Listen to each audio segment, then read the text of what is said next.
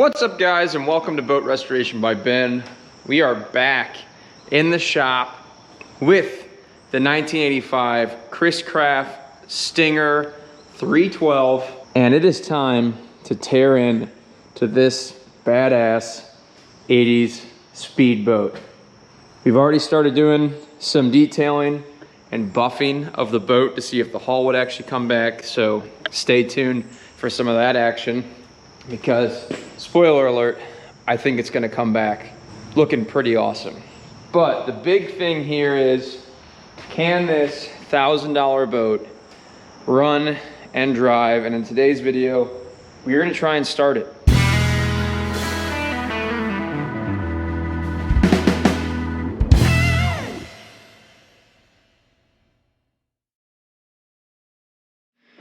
Well, guys, today's video is brought to you by Sedata. Sedata makes home furniture for offices, and they recognize how important it is for guys like me who, when I'm not on the water or spending time in my shop, I am here at my desk editing videos, working on my computer, and getting stuff done, reaching back out to you guys. I spend a lot of time here, so it's really important for us YouTubers to have a really nice home workstation to get our stuff done. Sedata reached out. They said, hey, we want to send you a desk. What kind would you like? They build all sorts of desks. They have gamer desks. They have nice rustic brown wood desks like this with shelving extensions. I really like this desk because it's not just a desk. It also has a nice L shape on this side for more storage, shelving down below, as well as up top, and a nice little glass cubby as well. And don't forget, underlighting that comes with every Sedata home desk. This happens to be the 58-inch L-shaped computer LED desk with storage shelves for home office in the rustic brown color. So I'm very happy with it. I just set this up. It was really easy. It took me about an hour to put the whole thing together. And now we have our home workstation. So thank you, Sedata, for sponsoring today's video. Thank you for sending me this desk. This will be my new YouTube home base for all things YouTube related. So go check them out. The links will be in my description for this desk as well as their website. All right, let's get back to the main content. All right, what's up, guys? We're back in the shop and we're getting ready to tear into the 1985 Chris Craft 312 Stinger. Everything's power washed up, it's dried out. I even did an ozone treatment inside the cabin to get rid of a lot of the smells and bacteria. But anyway, the rub rail's coming off. We're gonna pull the swim platform off, and Luke's over here giving me a hand. But the goal is this weekend, get the whole thing polished and see if we can't get some of that color to come back out of the boat. But tonight we're gonna pull the whole rub rail, pull this old swim platform off. I'm not sure that thing will even go back on in the long run. So leave this thing in a true speedboat fashion, you know, all speed, no leisure at all whatsoever. I'm gonna reuse the same rub rail. We're gonna replace all the hardware, reseal everything. And I think we're gonna pull these Chris Craft logos too. Save them so we can get the same kind, but order new Chris Craft logos so they match the chrome of the engine vents. But slowly but surely, get this thing back to at least looking good. Still have no idea if it'll run or drive or not, but we'll see. All right, here we go. We're gonna get some batteries, chargers, all sorts of things hooked up to the engines, go through all the engines, mess around with some stern drives, probably even take a breaker bar to the front crankshaft pulley on those engines, and we'll see if our dream of going over 60 miles an hour is actually a reality. There you go, we got the front V rub rail piece off, and then we stopped because a lot of these are through bolted, and we're not even gonna go that far. We're not gonna go inside and unbolt every single one of those. So that can stay. We did get the swim platform off though. So that guy's off. It had about 4-inch lag bolts through the transom.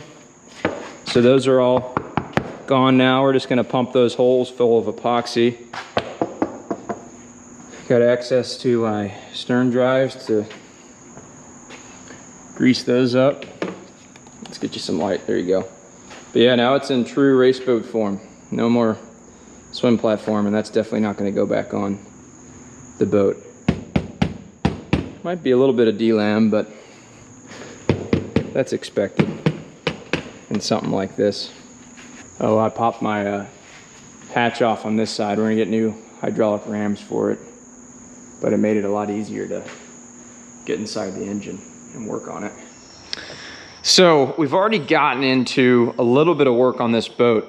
My buddy Luke was actually here over the weekends, and we started testing some hull patches, and this is what it looked like after I power washed, and that is what it looks like after Luke wet sanded and polished. So we have a lot of hope. We've only done a little bit of this boat, but it is really looking good. I mean, like, you can see the reflection of the trailer fender there in the hull side. That is a really good sign. And this boat, the foreplay, is going to shine up really nicely, I think. And even if you hop up top, he started shining up the middle blue racing stripe. If you guys haven't already, go back and watch the first video where we brought this thing home. I bought this boat, it's my project, because for some reason I can't stay away from these old classic 80s, 90s racing speedboats. It's my dream to have / build a either 336 Formula SR1 or a newer 353 Formula Fast Tech. So this is a little stepping stone along that journey, but you know, you got to take a step back to take 2 steps forward or something like that. Anyway, besides the point, Luke and I have already been in here. We actually tore into this boat a little bit already. We took off the 3-bolted swim platform on the back. So this boat is actually exactly 8 feet wide at its widest, which is the back of the boat.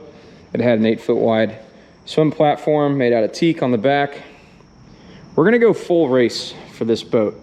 So when I say that, anything that's not necessary will not be on board this old jalopy. So you can bet your butt all these spots where the swim platform was bolted through, we're gonna pump them full of epoxy, clean them up, cap them up. First thing I wanna do here is climb up in the boat. The upholstery, everything like that is gonna kind of stay in this worse for wear condition until we can prove that these 2 Mercruiser Horizon MPI Magnum V8s fire up. What I did, let me get up here in the boat.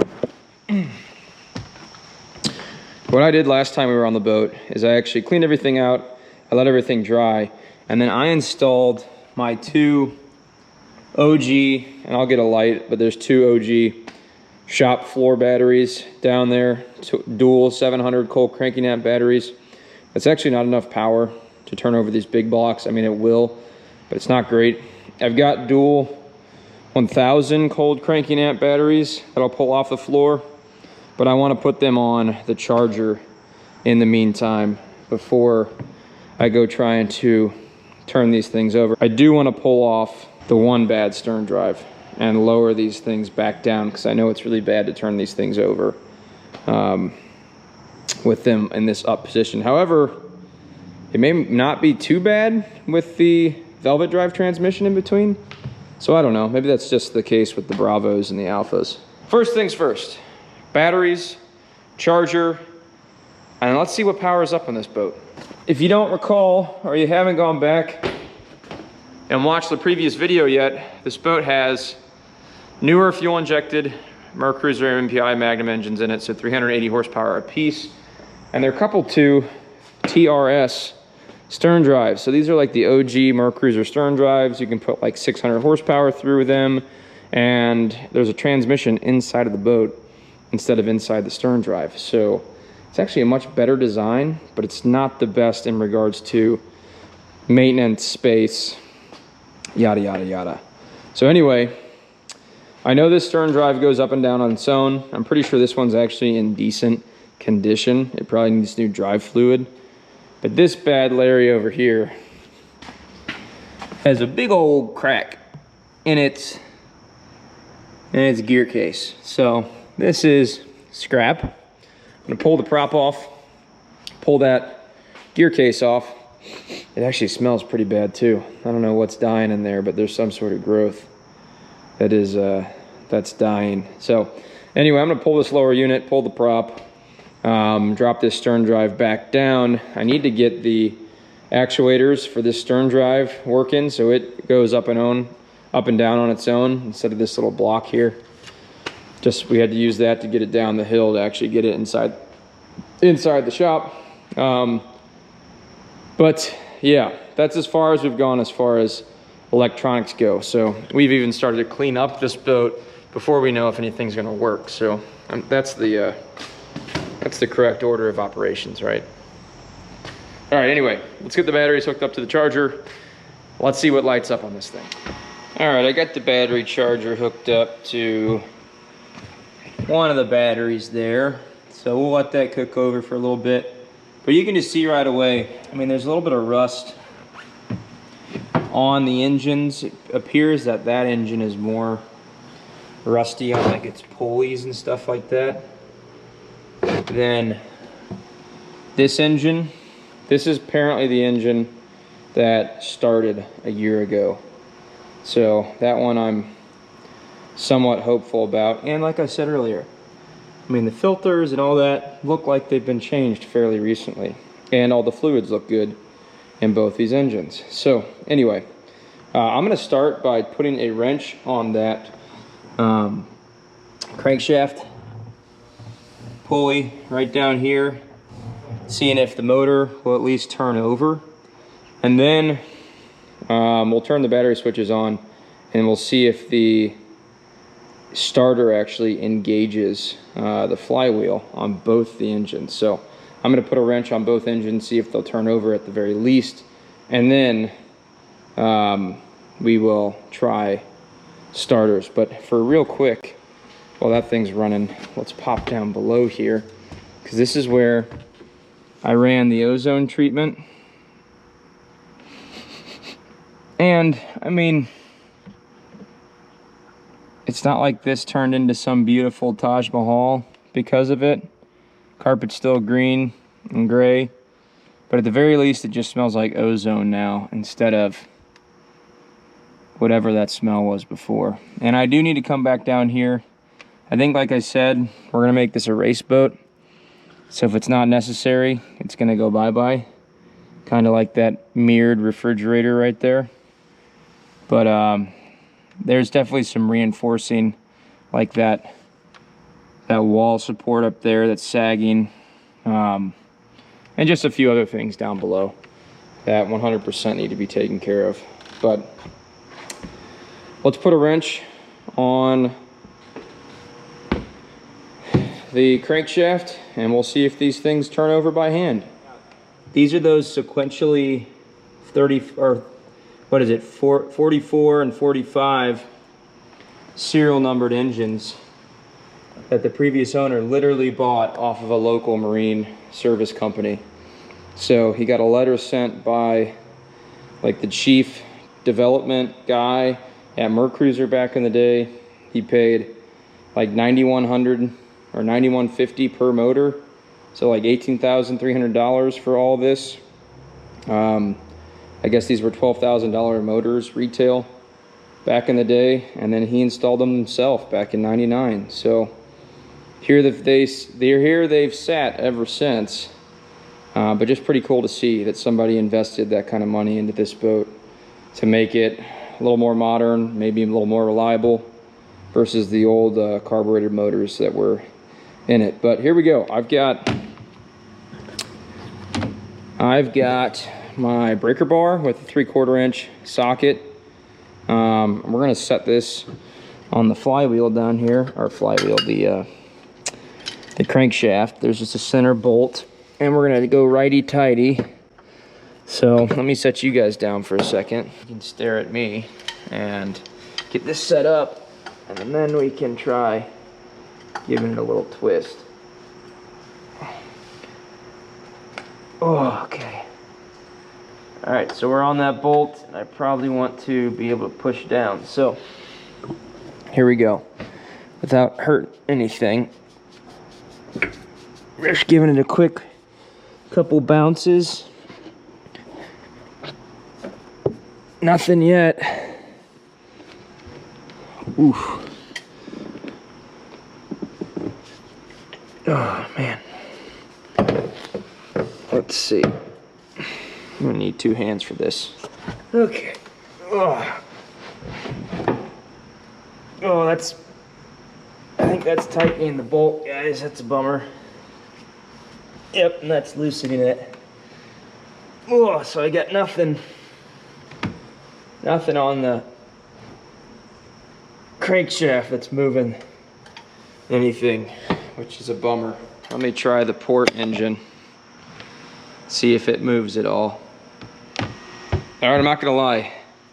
Swear to God, that engine moved with the breaker bar. It only moved a little bit, but it did move. So that's hopeful. You know what? This has been running for like 15, 20 minutes. I know those batteries already had some juice. Let's go ahead, flip our battery switches on to all. And let's see what we can get to light up here. Prop up the gauges with the breaker bar so we can see. All right, I'm sitting, standing. I need to change this thing. There we go, standing in the captain's chair. And I got nothing on. Let's see here. Do we have my trailer? All right, so I got my trim for the stern drives working. Camo planes.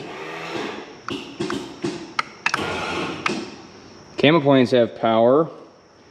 Anything over here? Blowers? Nothing. Nav lights? Oh no, look at that.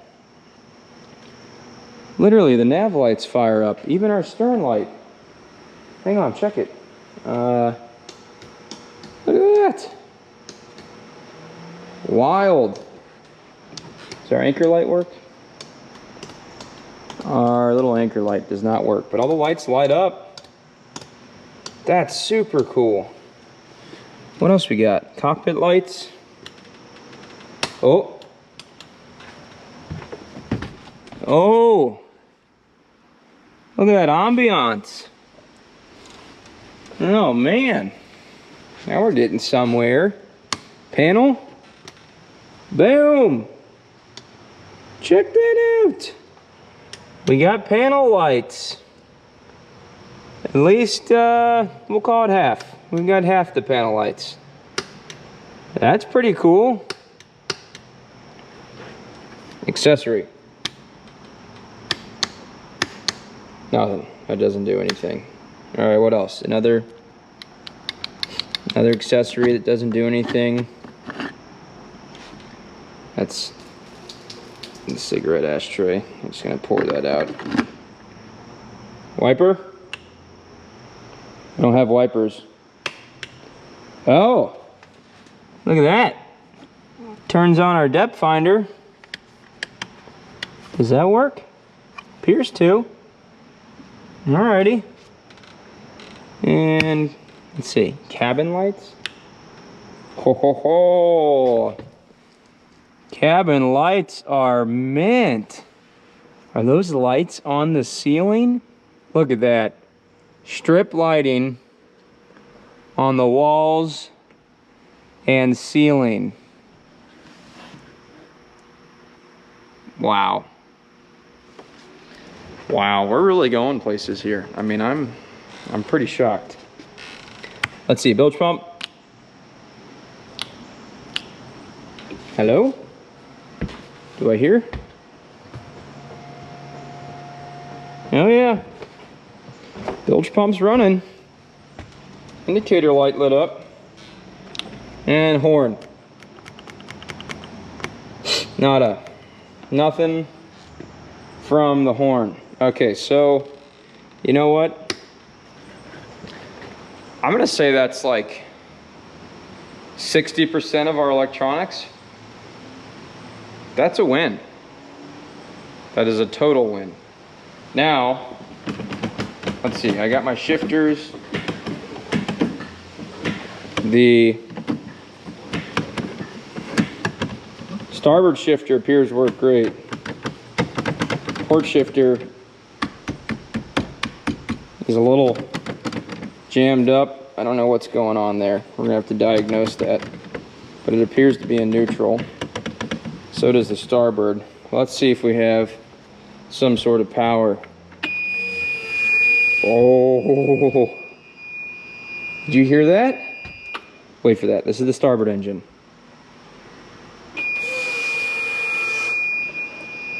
I know that sound.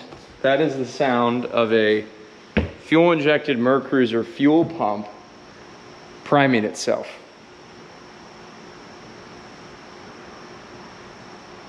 Okay, all right, before I get too excited, let's check the port engine. Ooh. Okay, same thing. Fuel pump ran. Okay. All right.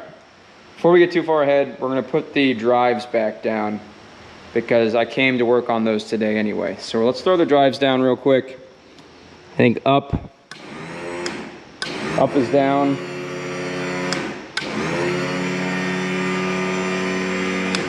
Before we go too far, I do need to remove the block under that one that I propped up on my own. Let me hop down there real quick. And just so I give Luke the love that he deserves in regards to what he's doing with the hull of this boat, I never asked him to buff and polish this thing. Luke, because he's been involved with this journey since I actually sent him this listing on Facebook, has fallen in love with this boat. And he has said that he'd be more than happy to buff and polish the hull if he can be a part of the restoration and also drive the boat when it's done. So absolutely, that is a great trade-off, and Luke has been a huge help so far. So anyway, huge shout out to Luke. Here's a quick couple blurbs of him messing around with the boat when I wasn't here, especially with you know, cutting and polishing and working with the wet sand. But he's got, I mean, I'll just show you here real quick, 2000 and 3000 grit sandpaper, sanding block, water, and then a nice polishing, corded polishing wheel with a pad. But I guess the stuff we're using is Stark Yacht Surface Technologies. I'll put the link in the description for this stuff. But that's the level R.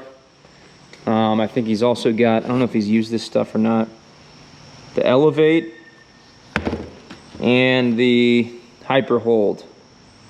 So I don't think he's used this other stuff yet. I think he's just used the 2000, 3000 grit wet sand and then the level R polish, but we'll see how far we go with it. So anyway, here's Luke real quick messing around with the boat, but huge shout out to that guy.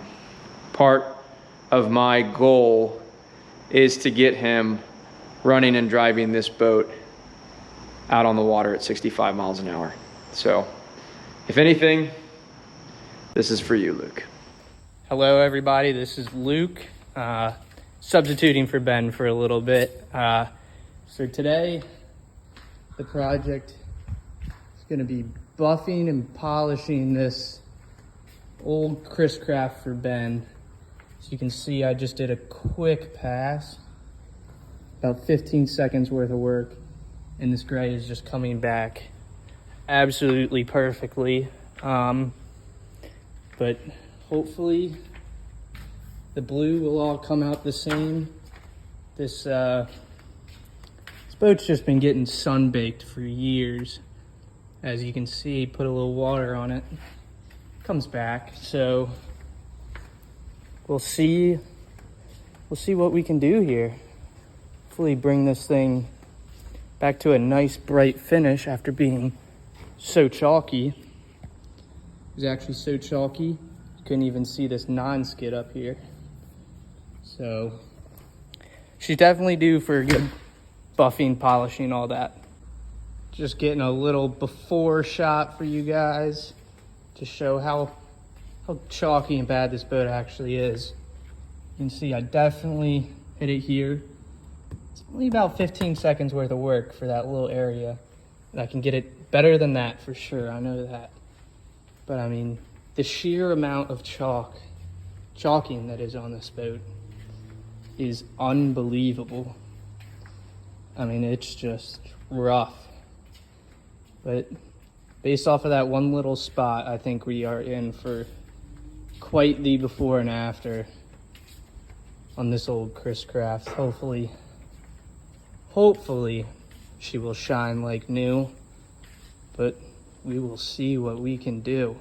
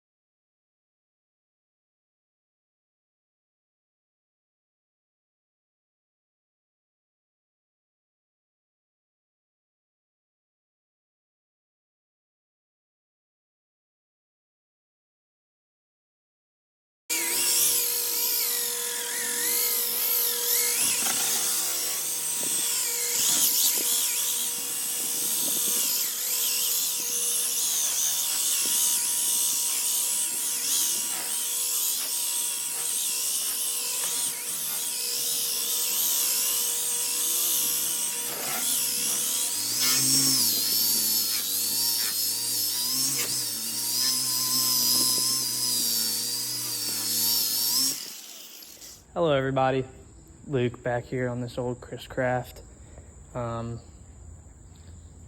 It's not coming out too bad. Still see some hazing in the gel coat. This, I'm gonna call this good enough. This is after a wet sand with 1000 grit and then a cut. Still got to polish and then seal all this in, but I mean the results speak for themselves. Not too bad here. Kind of get a little before and after here. So going from that old chalky to nice polished looking gel coat. I started around 12 o'clock on this, and I think it's around 5 or 6 now, so just lots of time and just this little bit of this massive 31-foot boat. I mean, good enough, right? Definitely cannot complain about those results. And I will say in general, I have never been super good about painting, gel coat, or any cosmetic work like this. So I've got a lot to learn from Luke, but I really appreciate his help in bringing this hull paint and colors back to life. And I don't know about you guys, but I cannot wait to hear the choo-choos that come out of these pipes when those big blocks are running in tandem. I mean, I'm pretty sure I bought the boat because of these pipes. Well, the engines are one thing, but I think these are what really sold me on the boat, which allegedly came on the boat from the factory. Sounds crazy. Like, who would do that? Who in the right mind would put straight pipes on a boat straight from the factory? But that's part of what makes me love this thing. All right. You know, it's probably easier to remove this lower unit right now before I drop this thing down. But yeah, we'll prop it up in a second. Let me just pull this thing off real quick. The block out. That way this can just kind of free fall dangle. And then we'll lower that drive the rest of the way down. Here we go.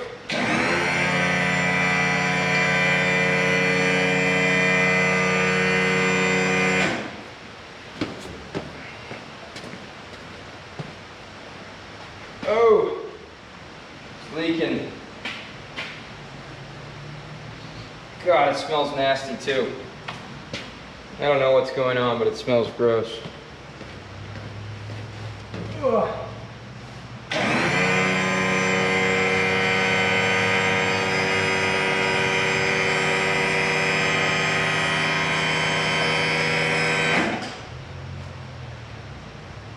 Boom.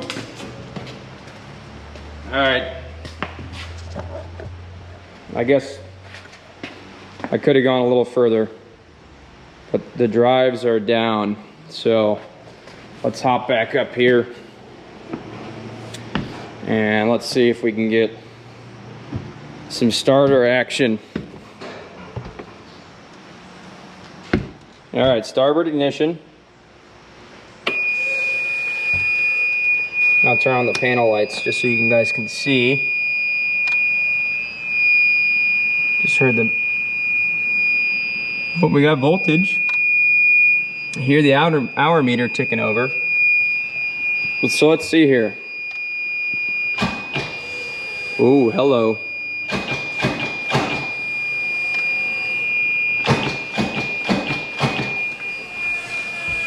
Okay, it's engaging.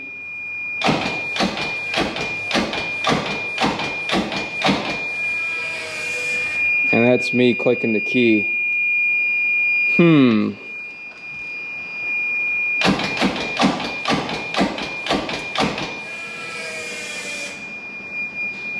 Charger did not like that.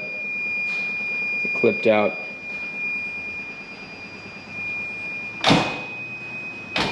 Yeah. All right.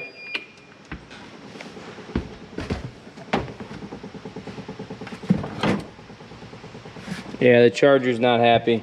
Let's go to boost mode. It's probably not the best thing to do. Let's just see if it gives it enough power to get the engine to free up. Oh boy.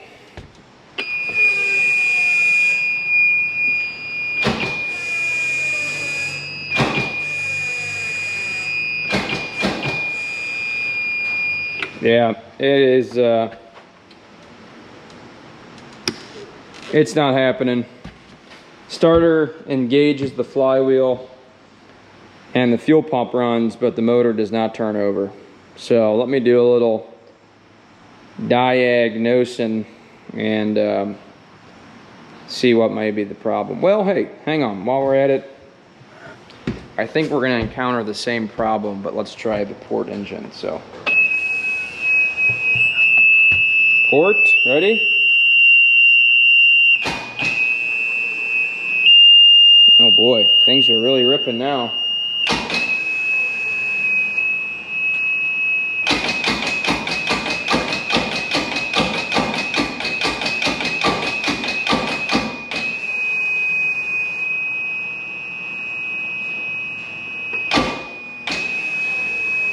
All right, so same deal. Starter engages, hits the flywheel, fuel pump runs, but then everything shuts off. So, I'd say that's a win, you know. That's not a bad first step along this journey. Let me do a little digging and see where the resistance may be on both these motors. Check it. We got our shifter working, and then we got our other shifter working too. I'll go show you guys what's going on. I just kind of looked through the engines for a while, staring at things to see what's happening, but this one over here had a real rusted corroded shifter linkage, which is right there in the middle. So I got that sprayed up with some PB Blaster. But you notice that transmission's a little rusty. Well, look at this one over here. This one's not bad at all. And that shifter linkage is money on that one. So I don't know if water got on that engine at some point or what, but this one looks a lot cleaner. I pulled the dipsticks on everything. Again, fluids are really good.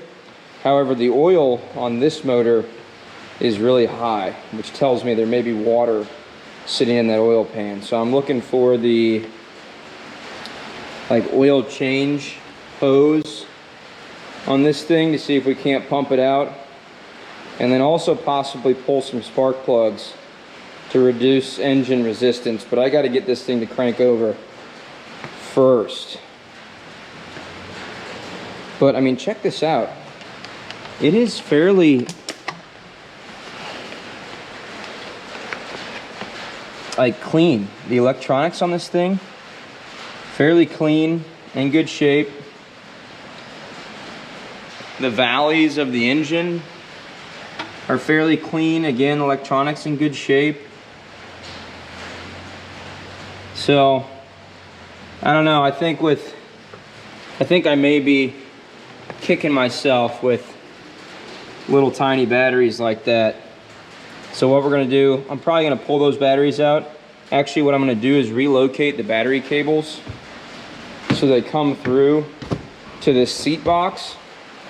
And I'm gonna put both my batteries in this seat box here, so they're easy access and gives me a little more room in the engine bay. All right, we've been grinding for a little while, and I did something kind of neat. I relocated my batteries. So instead of them being tucked in here right in front of the port engine in a super tight spot, which actually seems to have quite a bit of plywood rot. Yeah, look at that. Very, very interesting. Anyway, instead of them being tucked in there, I actually drilled a couple holes in the wall that go to the box that's underneath the back seat, and I put my batteries there. So check that out. I got 1000 CCA battery for the port engine and 1000 CCA battery for the starboard. Now yes, those batteries have been sitting on my shop floor for the good part of 5 years. I've used them for a few things. They've stayed charged. However, I may run into a problem where those are no good and I need new batteries. We'll probably end up putting new batteries in this boat, but for this experiment, we're gonna leave it with the shop floor special for right now. So anyway, this makes it much easier for me to put batteries in and out of the boat when the time comes, and frees up some space in my engine room. So now I got this one battery, like I said, it was charged, so now I've switched it over to this battery. So let's try something. Let's turn the boat battery switches back on and see what kind of action we get at the helm this time. Boom, boom. Okay, and don't mind my trash can. I brought that here so I can throw out some more stuff, but here we go. Sounded pretty juicy. Let's see what we got. You sit there.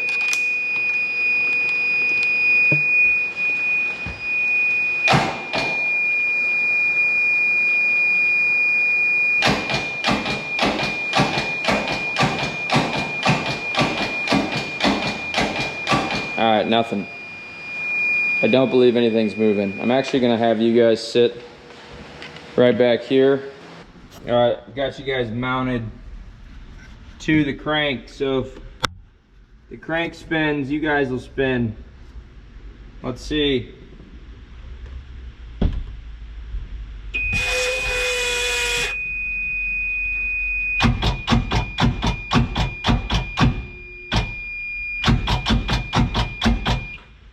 Well, believe it or not, you guys did move a tiny bit. However, the starter on that engine got a little toasty. We were letting some smoke out.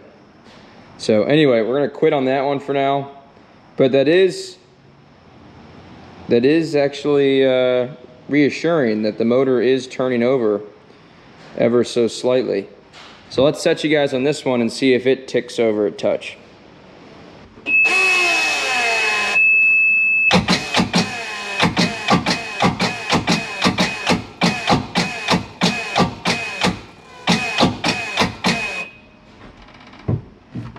Doesn't really seem like it.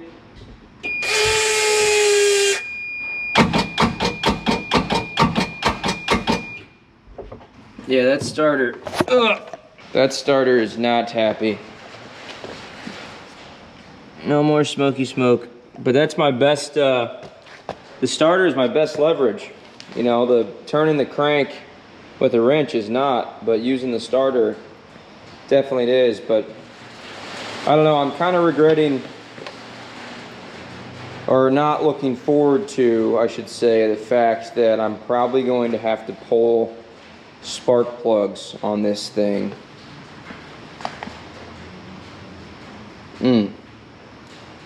And drain the oil out of this one.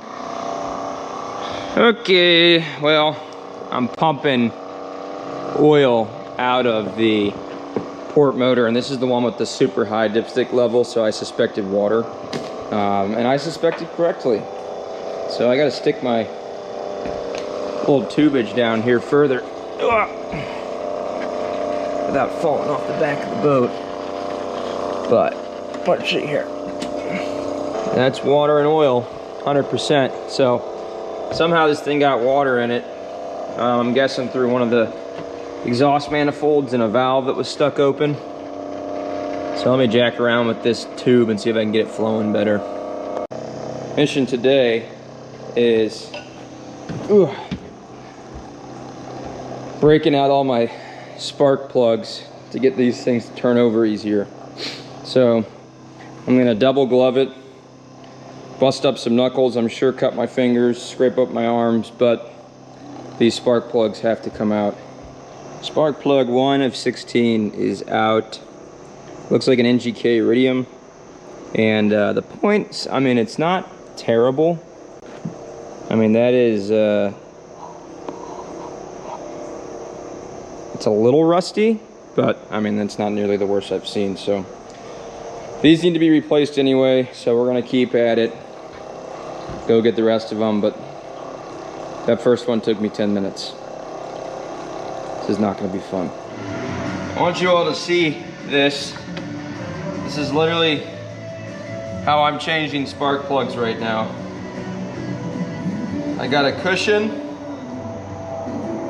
Whew. And I'm having to bend all the way down. This is insane. Insane. I got 4 out, 12 to go. Jesus Christ. Woo. Some of these feel borderline impossible. I'm gonna bet these were never changed, ever. Since they were put in '99. I bet these plugs were never changed. Who in their right mind would do this? Yeah, I said who in their right mind. Yeah, not me. I'm not in my right mind. Aha, check it out. I got the 8 middle plugs out, and this engine is oily and has green stuff on the end of the plug, which makes me think salt, corrosion, who knows what's in there. But nasty as is. These aren't even the same plugs, so obviously those have been changed. These have not. Anyway, they're all NGKs.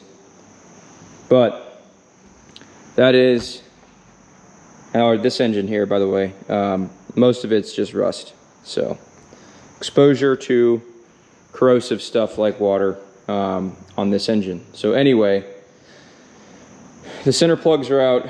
This is my setup here. I mean, only way I could think to do it was literally lay flat on my stomach on top of this pad, and then reach out around the manifolds and underneath and one at a time, and got them out. So that took about an hour. Now we're gonna do the outer ones, which I'm hoping are a lot easier, because instead of 2 inches, I have like 5 inches. That one's like 3, but whatever. So now I'm gonna rip through those, get those out, see what they look like, and then probably gonna put like ATF or some sort of penetrating oil in each and every cylinder. I'm gonna start with the centers here, now that they're open, with some PB Blaster, and then do the outers.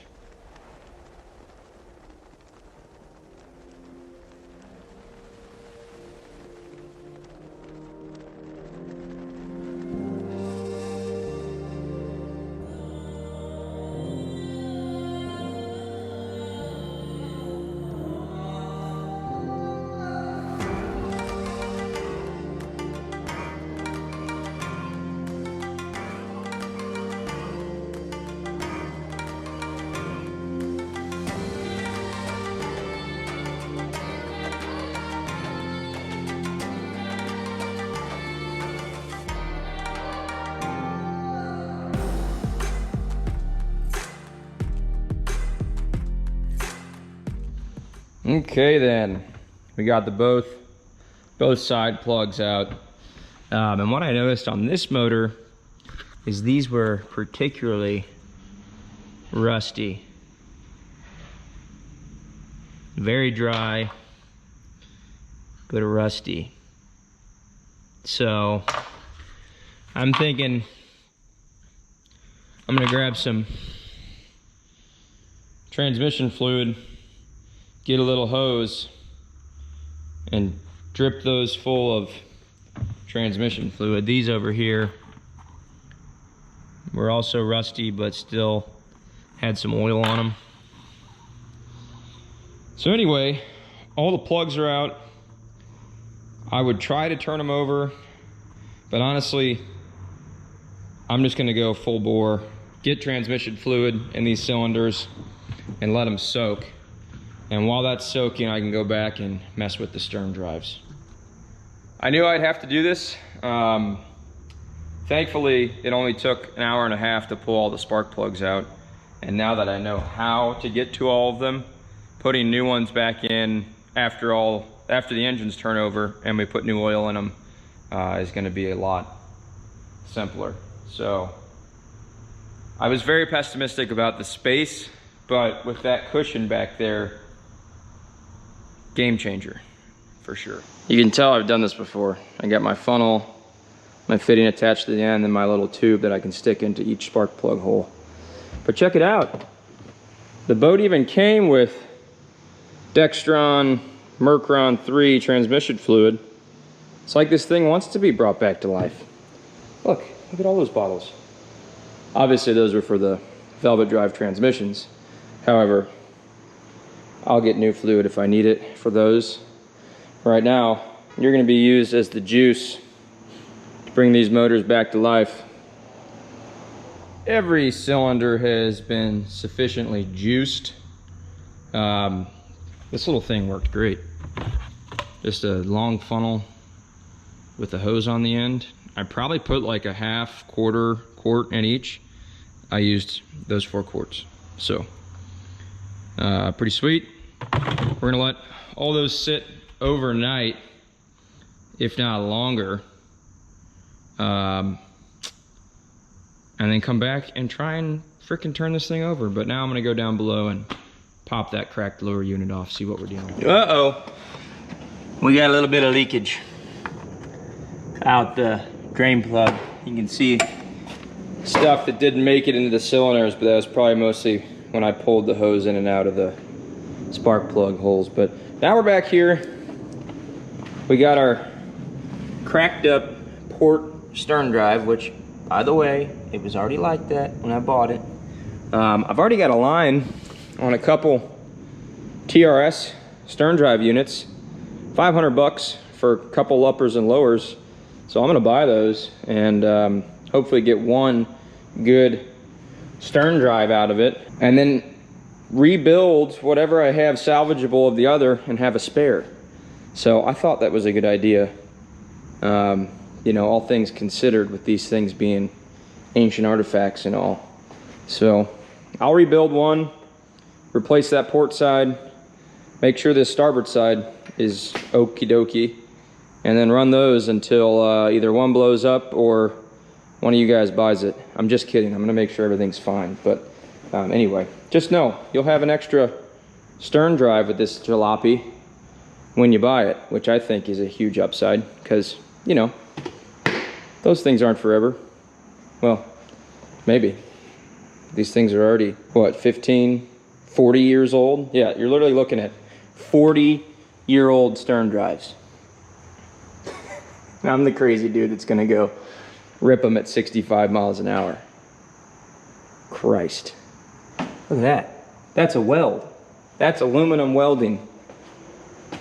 Oh my goodness. What is going on there? Interesting. Very interesting. All right, let's pop this drive up, pull the lower off, see what the inside looks like. All right, wood blockage again.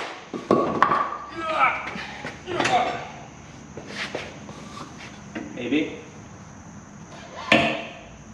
Let's see. Come here, baby. Ooh. I might go for smaller wood blockage.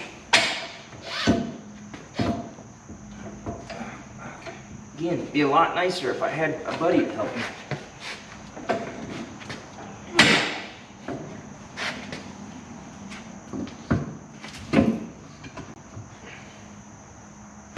Really? It's kind of staying on its own, not really. It smells like death. Something's for sure dying, decaying. All right, we got it elevated. Pulling our prop off. Boom, slid right off. That's always nice. What is this? This is a Quicksilver Mirage.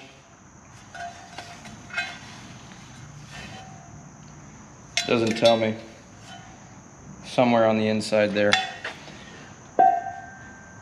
I'm told like 21 pitch, 23 pitch.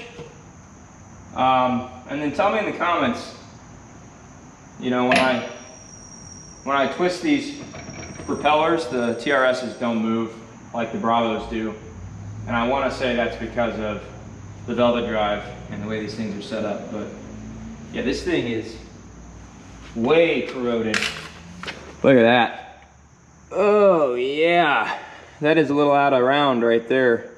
But for some reason, in the shaft still triggers, spins inside there. So this is trash, 100%. This lower unit is trash. So we're gonna pop it off and drop it down. All right, I did a subtle bit of modification to get my center socket out. That's a 1/4 inch Allen key, right? 1/4 inch? 3/8 inch Allen key. And guess what? You can't fit a 3/8 inch socket down there, so you gotta make the hole bigger. And made quick work of that with the hole saw, which is all open, so it's not gonna hurt anything in regards to the upper gear case. But now I gotta use a tight non-ratcheting 5/8 inch wrench to pull all these off. And you know, it's like one little half turn at a time, which is painful. But we'll get there. We will get there. Alrighty. Not gonna lie, guys, all those threads were in pretty good shape. Let's see if this thing will pop. Front one's good. Uh-oh. I see gear oil start to come out. Curious what else is holding this thing on. Oh, it's the bottom piece. It's the piece underneath the anode. I'm stupid. I know some of you were sitting there waiting for me to figure that out. Thanks. I'll get it, hang on. Got it. One more 3/8 inch bolt in there. Had to bust that anode out with the hammer. You gotta do what you gotta do. Now that should pop this thing right off. Okay.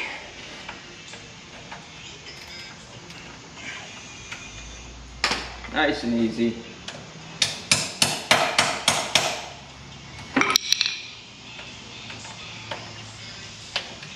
Ah, boom. Have to get that forward nut. My open-ended wrench. Now we're dripping gear oil. That's what we like to see. Boom, boom. There's our bolt. Here we go, ready? There she goes.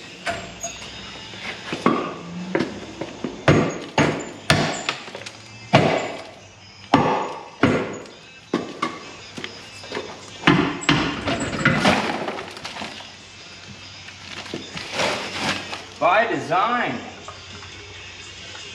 Oh man. Woo! That was a lot of fluid, dark fluid. This box is gonna leak everywhere. I don't have enough catch cans. Well, okay. I'm gonna go grab some pig mats, clean up my mess, but there you go. You see? Hello. Yep. Boom. Oh. Yeah, there goes my oil. Look how black that is. Good Lord. That is dark. But there we go. The lower's out. Oh, what's cool about these TRSs is you can actually fill them from inside. But look at that. Look at that nasty carnage. I mean, the upper actually looks like it's in pretty decent shape. Can't complain. Everything's got grease on it still. Look at that. That's incredible. All right, let's leave this be. Go grab some pig mat. And we're gonna take a quick break. Well, that was a bit of a bloodbath. We've got oil everywhere. Smells like decaying growth. And there's our stern drive. Sorry for no light, stand by. There you go. But yeah, that's off. That case is getting tossed. Oh, that's bad. And we'll get a new lower gear case. Reuse that upper gear case. Meanwhile, I gotta clean up my mess. This is never fun. But progress, progress, progress. I don't think it's gonna be turning over or fired up in this video, guys, but soon, soon. We're making the correct steps. We're not just playing cowboy here. Well, kinda. Okay, it's been about 3 hours of cook time, and many of you probably agree with me that's not nearly enough for this ATF to sit in the cylinders. And if it's bad enough and the rings are so seized, shoot, half of that fluid's probably down in the oil pan already. But I'm gonna give it a go because I'm sure you guys wanna know whether or not these things turn over. So let me get my breaker bar. We'll see if we can bounce the crank on both of these and then maybe try the starters, see if we have any luck. I've also been delicately charging my array of shop batteries. And everything charged up, believe it or not. Pretty surprising for 2021 batteries.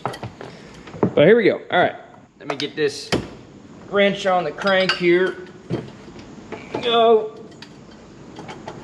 3/4 inch bolt. Okay.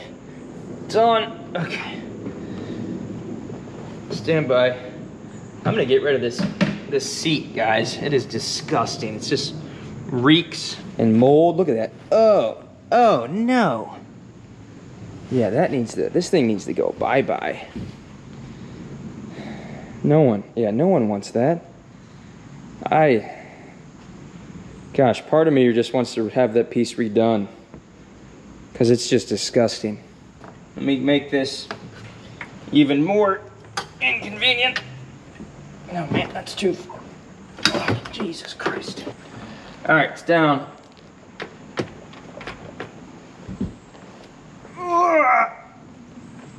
Oh, man.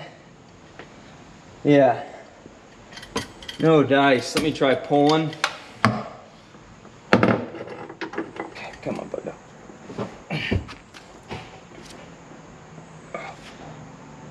Oh, it's just torquing the center bolt. No good. I doubt the other one turns over either. Let's loosen it up. The bolt. Oh, jeez. Hang on. Oh, that's tightening it. Ugh.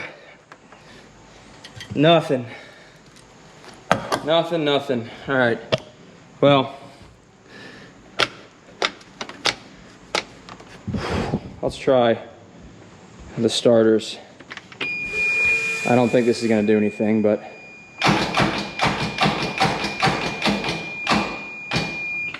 nothing.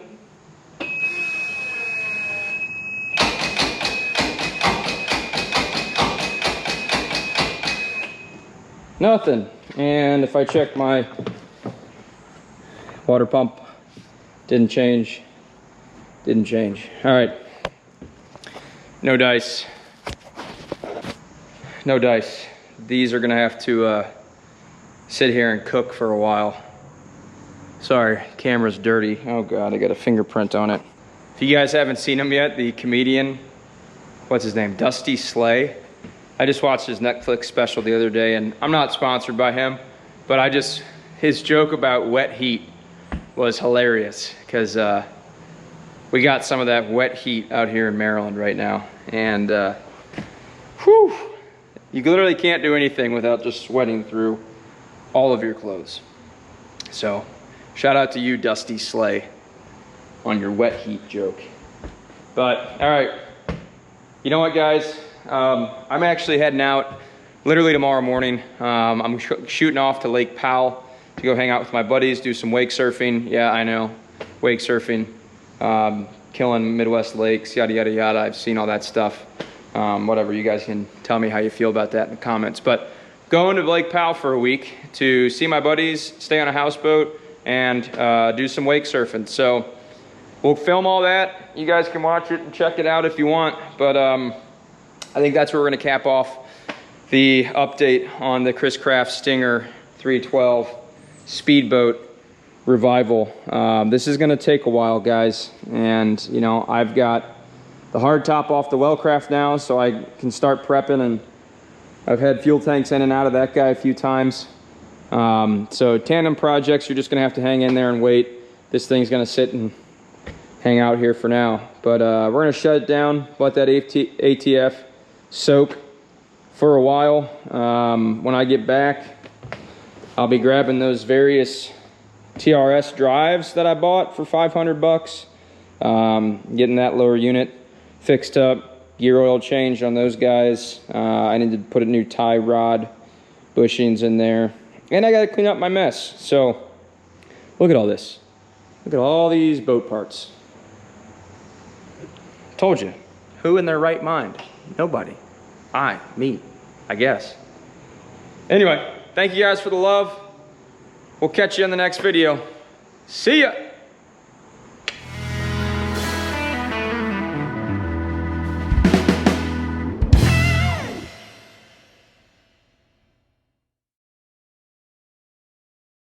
Oh, by the way, the Shamrock. You see it? Shamrock. Hey, buddy. Hi. Shamrock for sale. Come check it out. Shoot me an email. Shoot me a comment. It's a pretty sweet boat. The price is negotiable. I know a few of you guys have had some comments about the price of the boat, but it's a unique boat. Runs and drives. I mean, rebuild engine, what can you ask? So, and it comes with a trailer. So shoot me a message. The price is negotiable, and hopefully get that thing moved along ASAP. I need it out of my driveway, so hit me up. All right, guys, take it easy.